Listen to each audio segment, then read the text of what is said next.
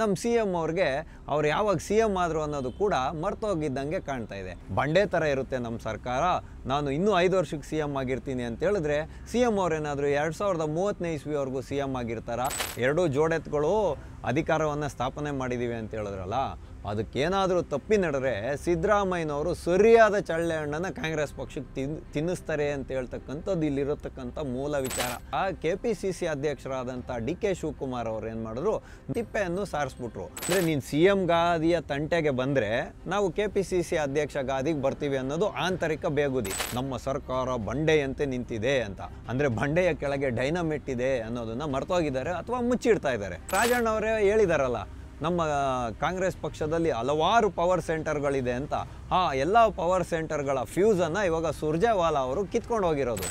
ಈ ಅಹಿಂದ ಮತ್ತು ಅಂದರೆ ಅಲ್ಪಸಂಖ್ಯಾತರು, ಹಿಂದುಳಿದ ಮತ್ತು ದಲಿತರ ವೋಟ್ ಬ್ಯಾಂಕನ್ನು ಸದೃಢವಾಗಿ ಕೈಯಲ್ಲಿ ಹಿಡ್ಕೊಂಡಿರುವಂಥ ನಾಯಕ ಯಾರಾದರೂ ಇದ್ದರೆ ಅದು ಸಿದ್ದರಾಮಯ್ಯ ಅಂತ ಹೇಳಿದ್ರೆ ಏನು ತಪ್ಪಾಗಲ್ಲ. ರಾಜಣ್ಣ ಅವರು ಉವಾಚ ಮಾಡಿದ್ರಲ್ಲ, ಸೆಪ್ಟೆಂಬರ್ ಮತ್ತು ಅಕ್ಟೋಬರ್ನ ಕ್ರಾಂತಿ ಅಂತ, ಅದಕ್ಕೆ ಇನ್ನೂ 3-4 ತಿಂಗಳು ಟೈಮ್ ಇದೆ. ಹಂಗಾಗಿ ಸೆಪ್ಟೆಂಬರ್ಗೆ ಕ್ರಾಂತಿ ಆಗುತ್ತೋ ಇಲ್ವೋ ಗೊತ್ತಿಲ್ಲ. ಆದರೆ ಇವರ CM ಮತ್ತು DCM, KPCC ಅಧ್ಯಕ್ಷ ಗಾದಿ, ನನ್ನ ಸಚಿವನ ಸ್ಥಾನದ ಗಾದಿ, ಈ ಗಾದಿಗಳ ವಿಷಯದಲ್ಲೇ ಇವತ್ತು ಕರ್ನಾಟಕದ ರಾಜ್ಯ ಸೊರಗಿ ಹೋಗ್ತಾ ಇದೆ. ಮನುಷ್ಯನ ಮುಚ್ಚುವಷ್ಟು ದೊಡ್ಡ ದೊಡ್ಡ ಗುಂಡಿಗಳು ರಸ್ತೆಯಲ್ಲಿ ಪ್ರಕಟ ಆಗ್ತಾ ಇದ್ರು ಕೂಡ ಈ ದಪ್ಪ ಚರ್ಮದ ನಾಯಕರಿಗೆ ಏನು ಅನ್ನಿಸ್ತಾ ಇಲ್ಲ. ನೀವು CM ಆಗೇ ಮಾಡ್ತಿರೋ ಬಂಡೆಯವರನ್ನು ಸೂಪರ್ CM ಆಗಿ ಆದರೂ ಮಾಡ್ತಿರೋ ಗೊತ್ತಿಲ್ಲ. ಯಾಕೆಂದರೆ ನೀವು ಮಗ್ಗುಲ ಮುಳ್ಳುಗಳಾಗಿ ಕಾಡಿಸುವಂತಹ ಕುತಂತ್ರದ ರಾಜಕಾರಣಕ್ಕೆ ನೀವು ಹೆಸರುವಾಸಿಯಾಗಿರೋವಂಥವ್ರು. DK ಶಿವಕುಮಾರ್ ಅವರೇನು ಸುಮ್ಮನೆ ಕೂತ್ಕೊಳ್ಳೋವಂಥ ಯಾವ ಲಕ್ಷಣವೂ ಕಾಣ್ತಾ ಇಲ್ಲ. ಗ್ಯಾರಂಟಿಯಾಗಿ ಕಾಂಗ್ರೆಸ್ ಪಕ್ಷವೇ ಅಧಿಕಾರವನ್ನು ಹಿಡಿಯಲಿದೆ ಅನ್ನುವಂಥ ಗ್ಯಾರಂಟಿ ಕನಕಪುರದ ಬಂಡೆಗೆ ಇದ್ದಂಗೆ ಕಾಣ್ತಾ ಇಲ್ಲ. ಹಾಗಾಗಿ ಅವರು ಹೈಕಮಾಂಡ್ನ ಮುಂದೆ ಆಂಗ್ಲ ಭಾಷೆಯಲ್ಲಿ I don't have any another option ಅಂತ ಹೇಳಿರ್ತಕ್ಕಂಥದ್ದು.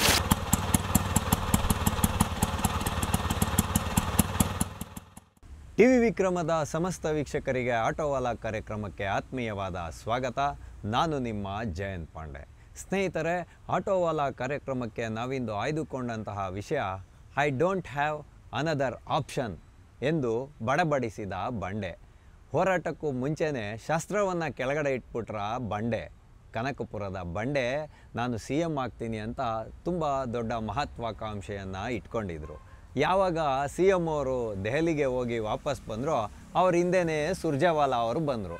ಹಳೆ ಮೈಸೂರು ಪ್ರಾಂತ್ಯದ ಎಲ್ಲ ಶಾಸಕರನ್ನು, ಸಚಿವರುಗಳನ್ನು ಭೇಟಿ ಮಾಡಿ ನಿನ್ನೆ ದೆಹಲಿಗೆ ವಾಪಸ್ ಹೋದರು. ನಾನು ಮತ್ತೆ ಸೋಮವಾರ ಬರ್ತೀನಿ ಅಂತ ಹೇಳ್ಬಿಟ್ಟು ಕೂಡ ಹೋಗಿದ್ದಾರೆ. ಆದರೆ ಇದೆಲ್ಲದರ ಮಧ್ಯೆ ನಿನ್ನೆ ನಂದಿ ಬೆಟ್ಟದಲ್ಲಿ ಸಚಿವ ಸಂಪುಟದ ಸಭೆ ನಡೆಯುತ್ತೆ. ಅಲ್ಲಿ CM ಅವರು ಏನಂತ ಉಚ್ಚರಿಸಿದ್ದಾರೆ ಅಂತ ಹೇಳಿದ್ರೆ, ಇನ್ನೂ 5 ವರ್ಷಕ್ಕೆ ನಾನೇ CM ಆಗಿ ಮುಂದುವರಿತೀನಿ ಅಂತ ಹೇಳುವಂಥ ಮಾತುಗಳನ್ನು ಹೇಳಿದ್ದಾರೆ.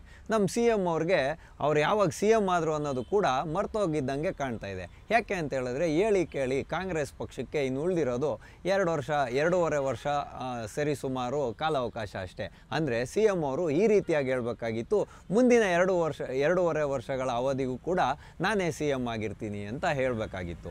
ಆದರೆ ಬಂಡೆ ಥರ ಇರುತ್ತೆ ನಮ್ಮ ಸರ್ಕಾರ, ನಾನು ಇನ್ನೂ 5 ವರ್ಷಕ್ಕೆ CM ಆಗಿರ್ತೀನಿ ಅಂತ ಹೇಳಿದ್ರೆ CM ಅವ್ರೇನಾದರೂ 2030ನೇ ಇಸ್ವಿವರೆಗೂ CM ಆಗಿರ್ತಾರಾ? ಅಂದರೆ ಮುಂದಿನ ಎಲೆಕ್ಷನಲ್ಲೂ ಗೆದ್ದು ಮತ್ತೆ CM ಆಗ್ತಾರಾ ಸಿದ್ದರಾಮಯ್ಯನವರು ಅನ್ನುವಂಥ ಪ್ರಶ್ನೆ ನನ್ನನ್ನು ಕಾಡ್ತು.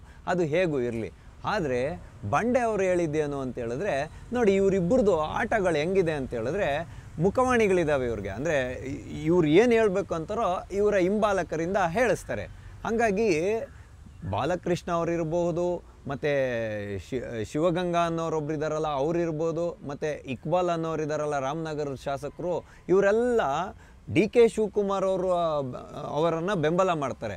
DK ಶಿವಕುಮಾರ್ ಅವರು ಏನು ಹೇಳಬೇಕು ಅಂತಿರ್ತಾರೋ ಹೈಕಮಾಂಡ್ ಮೇಲೆ ಎದುರಿಗೆ ಅದನ್ನು ಇವರ ಬಾಯಲ್ಲಿ ಹೇಳಿಸ್ತಾರೆ. ಹಾಗಾಗಿ ಬಾಲಕೃಷ್ಣ ಅವರು ಹೇಳ್ತಾರೆ ಮತ್ತು ಇಕ್ಬಾಲ್ ಅವರು ಹೇಳ್ತಾರೆ, ನಮ್ಮ ಹೇಳಿಕೆಗೆ ನಾವು ಬದ್ಧರಾಗಿದ್ದೀವಿ ಅಂತಲೂ ಕೂಡ ಹೇಳ್ತಾರೆ. ಯಾವಾಗ ಮಲ್ಲಿಕಾರ್ಜುನ್ ಖರ್ಗೆ ಅವರು ಹೇಳಿದ್ರಲ್ಲ, ಪಕ್ಷದ ಆಂತರಿಕ ವಿಚಾರಗಳನ್ನು ಮಾಧ್ಯಮಗಳ ಮುಂದೆ ಮಾತಾಡಿ ಪಕ್ಷದ ಮಾನವನ ಹರಾಜಾಕಬೇಡಿ, ಇದನ್ನೇನಿದ್ರು ಆಂತರಿಕ ಚೌಕಟ್ಟಿನಲ್ಲಿ ಮಾತಾಡಬೇಕು ಅಂತ ಹೇಳಿದ ಮೇಲೂ ಕೂಡ ಇಕ್ಬಾಲ್ ಅವರು ಏನಂತ ಹೇಳಿದ್ರು ಅಂದರೆ, ಇವ್ರಿಗೂ ಕೂಡ ಡಿ ಸಿ ಎಮ್ ಅವ್ರಿಗೂ ಕೂಡ ಅಂದರೆ ಕನಕಪುರದ ಬಂಡೆಯವ್ರಿಗೂ ಕೂಡ ಒಂದು ಅವಕಾಶವನ್ನು ಕೊಡಬೇಕಾಗಿತ್ತು. ಅವರು ಪಾಪ ಬೆವರನ್ನು ಸುರಿಸಿದ್ದಾರೆ, ಶ್ರಮವನ್ನೂ ಹಾಕಿದ್ದಾರೆ, ಜೋಡೆತ್ತಿನ ರೀತಿಯಲ್ಲಿ ಇಬ್ಬರು ಕೆಲಸವನ್ನು ಮಾಡಿದ್ದಲ್ಲದೆ ಕರ್ನಾಟಕ ರಾಜ್ಯದಲ್ಲಿ ಕಾಂಗ್ರೆಸ್ ಪಕ್ಷವನ್ನು ಅಧಿಕಾರಕ್ಕೆ ತಂದಿದ್ದಾರೆ. ಹಾಗಾಗಿ ಅವ್ರಿಗೂ ಕೂಡ ಎಲ್ಲ ವಿಧವಾದಂಥ ಅಧಿಕಾರ ಇದೆ, ಇವ್ರಿಗೂ 2.5 ವರ್ಷ ಕೊಟ್ಬಿಡ್ಬೇಕಾಗಿತ್ತು ಅವಕಾಶನ ಅಂತ ಸುರ್ಜೇವಾಲಾ ಅವರು ಬೆಂಗಳೂರಿನಲ್ಲಿ ಇರುವಂತಹ ಸಮಯದಲ್ಲಿ ಹೇಳಿಕೆಯನ್ನು ಕೊಟ್ಟರು. ಇದನ್ನು ತಿಪ್ಪೆ ಸಾರಿಸೋದಕ್ಕೋಸ್ಕರ KPCC ಅಧ್ಯಕ್ಷರಾದಂಥ DK ಶಿವಕುಮಾರ್ ಅವರು ಏನು ಮಾಡಿದ್ರು, ನೋಟಿಸನ್ನು ಕೊಟ್ಬಿಟ್ಟು ನೀವು ಪಕ್ಷಕ್ಕೆ ಮುಜುಗರ ಆಗುವಂಥ ವಾತಾವರಣವನ್ನು ನಿರ್ಮಾಣ ಮಾಡಿದ್ದೀರಾ, 1 ವಾರದೊಳಗಡೆ ಇದಕ್ಕೆ ಉತ್ತರ ಕೊಡಬೇಕು ಅಂತ ಹೇಳ್ಬಿಟ್ಟು ತಿಪ್ಪೆಯನ್ನು ಸಾರಿಸ್ಬಿಟ್ರು. ಆದರೆ ಈ ಇಕ್ಬಾಲ್ ಅವರೇನಿದ್ದಾರೆ, ಇಕ್ಬಾಲ್ ಹುಸೇನ್ ಅವರು, ನಾನು ನನ್ನ ಹೇಳಿಕೆಗೆ ಬದ್ಧನಾಗಿದ್ದೀನಿ ಅಂತ ಪುನರುಚ್ಚಾರಣೆ ಮಾಡಿದ್ದಾರೆ. ಇದನ್ನೆಲ್ಲ ನೋಡಿದಂಥ ಸಿದ್ದರಾಮಯ್ಯನವರು ಅವರು ಮೊದಲು ರಾಜಣ್ಣನವರ ಕೈಯಲ್ಲಿ ಏನಂತ ಹೇಳಿಸಿದ್ರು ಅಂತ ಹೇಳಿದ್ರೆ, 5 ವರ್ಷದ ಕಾಲ CM ಅವರೇ ಇರ್ತಾರೆ ಅಂತ ಅವರು KPCC ಅಧ್ಯಕ್ಷ ಗಾದಿಯನ್ನು ಬಿಡಿಸ್ಕೋಬೇಕು ಅನ್ನುವಂಥ ಅರ್ಥದಲ್ಲಿ ಅವ್ರು ಮಾತಾಡ್ಸಿದ್ರು. ಅಂದರೆ KPCC ಅಧ್ಯಕ್ಷ ಗಾದಿಯ ತಂಟೆಗೆ ಸಿದ್ದರಾಮಯ್ಯನವರು ಬರಬಾರದು ಅನ್ನುವ ರೀತಿಯಲ್ಲಿ ಅಂದರೆ ನೀನು CM ಗಾದಿಯ ತಂಟೆಗೆ ಬಂದರೆ ನಾವು KPCC ಅಧ್ಯಕ್ಷ ಗಾದಿಗೆ ಬರ್ತೀವಿ ಅನ್ನೋದು ಆಂತರಿಕ ಬೇಗುದಿ.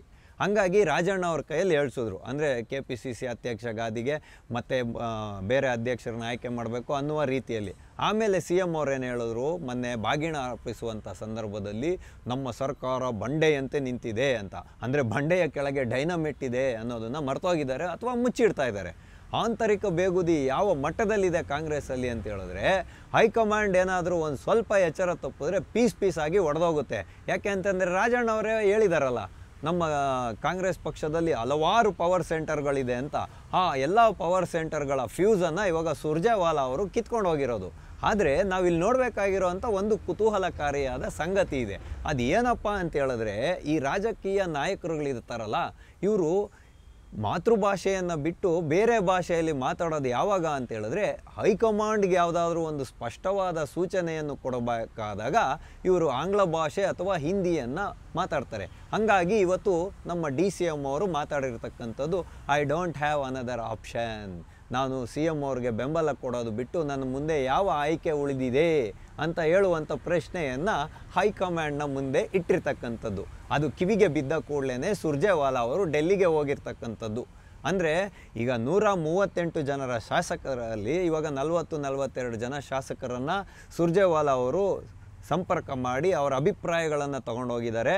ಆದರೆ ಎಲ್ಲ ಶಾಸಕರಲ್ಲಿ ಬಂದಿರೋವಂಥ ಒಂದು ಉತ್ತರ ಏನು ಅಂತ ಹೇಳಿದ್ರೆ, ಈ ಪಂಚಭಾಗ್ಯಗಳಿಂದಾಗಿ ಅನುದಾನದ ಕೊರತೆಯಿಂದ ಕ್ಷೇತ್ರದಲ್ಲಿ ಮಕ ಎತ್ಕೊಂಡು ಓಡಾಡೋಕ್ಕಾಗ್ತಾ ಇಲ್ಲ ಅನ್ನುವಂಥ ಒಂದು ಭಾವನೆ ಶಾಸಕರಲ್ಲಿ ವ್ಯಕ್ತ ಆಗಿದೆ ಅಂತ ಇವತ್ತು ಪತ್ರಿಕೆಗಳಲ್ಲಿ ಬಿಂಬಿತವಾಗ್ತಾ ಇರ್ತಕ್ಕಂಥದ್ದು. ಅಂದರೆ ಇನ್ನೂ ಹೇಳಿ ಕೇಳಿ ಸರಿಸುಮಾರು 90-95 ಜನ ಶಾಸಕರ ಒಂದು ಅಭಿಪ್ರಾಯವನ್ನು ಪಡಿಬೇಕು.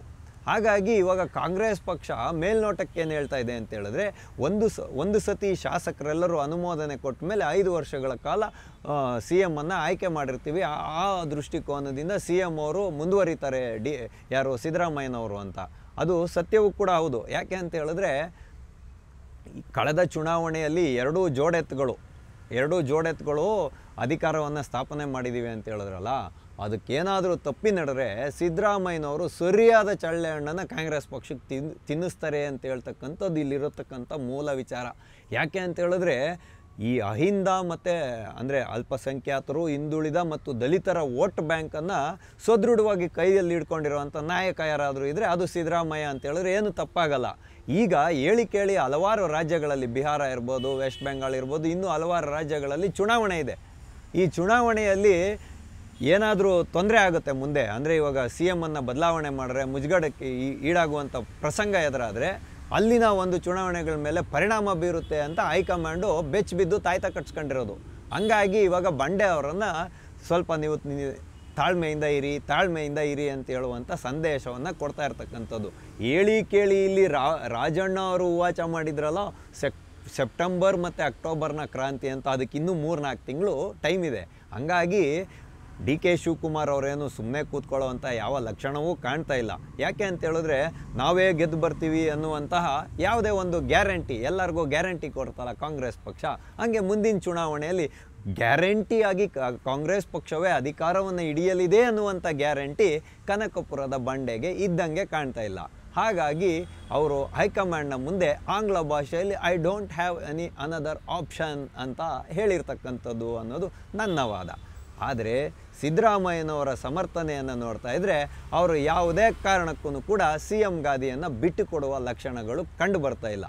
ಹಾಗಾಗಿ ಇವಾಗ ಏನಾಗುತ್ತೆ ಅಂದರೆ ಸಚಿವ ಸಂಪುಟದ ಪುನರ್ರಚನೆಗೇನಾದರೂ ಸಿದ್ದರಾಮಯ್ಯನವ್ರ ಕೈ ಇಟ್ಟರೆ KPCCಯ ಅಧ್ಯಕ್ಷ ಗಾದಿಯ ಒಂದು ಸ್ಥಾನಮಾನಗಳೇನಿರ್ತವೆ, ಕಾರ್ಯಕಾರಿಣಿ ಸಮಿತಿಗಳೇನಿರ್ತವೆ, ಅಲ್ಲೆಲ್ಲ ಬಂಡೆಯವರು ಅವರನ್ನು ಯಾರು ಹಿಂಬಾಲಕರಿದ್ದಾರೋ ಅವರನ್ನ ಯಾರು ಸಮರ್ಥನೆ ಮಾಡ್ತಾರೋ ಅಂಥವ್ರನ್ನ ತಗೊಂಬಂದು ಕೂರಿಸುವಂತಹ ಪ್ರಕ್ರಿಯೆಗೆ ಅವರು ಚಾಲನೆಯನ್ನು ಕೊಡ್ತಾರೆ. ಹಾಗಾಗಿ ಈ ನಾಯಕತ್ವದ ತಿಕ್ಕಾಟ ಏನಿದೆ ಅದು ಹಾಗೆ ಮುಂದುವರಿಯುವಂಥ ಎಲ್ಲ ಲಕ್ಷಣಗಳು ಕಾಣ್ತಾ ಇರ್ತಕ್ಕಂಥದ್ದು. ಹಾಗಾಗಿ ಸೆಪ್ಟೆಂಬರ್ಗೆ ಕ್ರಾಂತಿ ಆಗುತ್ತೋ ಇಲ್ವೋ ಗೊತ್ತಿಲ್ಲ, ಆದರೆ ಇವರ CM ಮತ್ತು DCM KPCC ಅಧ್ಯಕ್ಷ ಗಾದಿ, ನನ್ನ ಸಚಿವನ ಸ್ಥಾನದ ಗಾದಿ, ಈ ಗಾದಿಗಳ ವಿಷಯದಲ್ಲೇ ಇವತ್ತು ಕರ್ನಾಟಕದ ರಾಜ್ಯ ಸೊರಗಿ ಹೋಗ್ತಾ ಇದೆ, ಅಭಿವೃದ್ಧಿ ಶೂನ್ಯ ಆಗ್ತಾ ಇದೆ. 50 ಮೀಟರ್ಗಳಷ್ಟು ಕೂಡ ರೋಡ್ಗಳು ಸರಿಯಾಗಿಲ್ಲದೆ ಇರುವಂಥ ಪ್ರಶ್ನೆ ಇವತ್ತು ಎದುರಾಗಿರ್ತಕ್ಕಂಥದ್ದು. ಬ್ರ್ಯಾಂಡ್ ಬೆಂಗಳೂರಲ್ಲ, ಇದು ಬ್ಯಾಡ್ ಬೆಂಗಳೂರಾಗಿ ಮಾರ್ಪಾಡಾಗಿದೆ.